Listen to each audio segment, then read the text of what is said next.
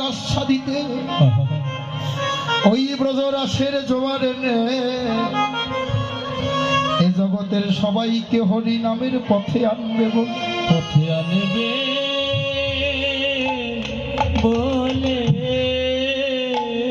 ভগবানের অন্তরে তিনটি বাঞ্ছা পুরাইতে ভগবান এলো এই ধুলির ধরাতে। এই তিন বাঞ্ছাতে কিবা বলে কই শোন রাধা প্রেমা, কই শোন মধুরিমা, কই শোন সুখে তহুভ।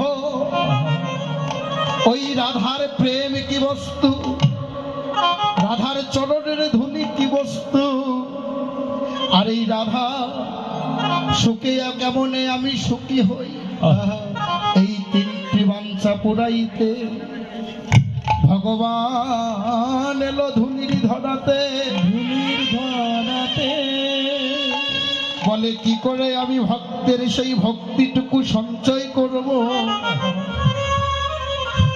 তাই তো ভগবান কাঙ্গাল বেশে নদিয়াতে এসে আজকে ভক্তের ভক্তিটুকু বুঝবার লাগি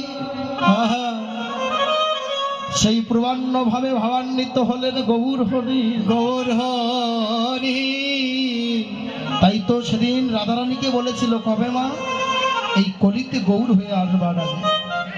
বৃন্দাবনে একদিন রাধা গোবিন্দ লীলা করতেছে, হঠাৎ আমার গোবিন্দের অঙ্গ কান্তিখানা যেন মলিন হয়ে গেছে, একটু ক্লান্তি ভাব এসেছে। আর তখনই গোবিন্দ বলছে, রাধে একটু বিশ্রাম করে নেই। বলছে তাই করি। ওই বৃন্দাবনের ধুলার মাঝে বালুকণার উপরে রাধারানী বসে পড়েছে, আর রাধার উরুর উপরে গোবিন্দের মাথাখানা রেখে গোবিন্দ ঘুমিয়ে গেছে। রাধারানী আবার গোবিন্দের মাথার চাকুর চুকির কেশগুলো সুন্দর করে হাত বুলিয়ে দিচ্ছে। এদিকে ভগবান অন্তর্যামী মনে মনে ভাবছে, আগত কলিযুগে আমি যে গৌর হয়ে যাব, গৌর হয়ে যাব, ওই রূপটি আজকে ঘুমের ঘরে আমি আমার রাধারানীকে স্বপ্ন যোগে আমি আগত কলিযুগের গৌরাঙ্গ রূপটি নয়নে দেখাবো।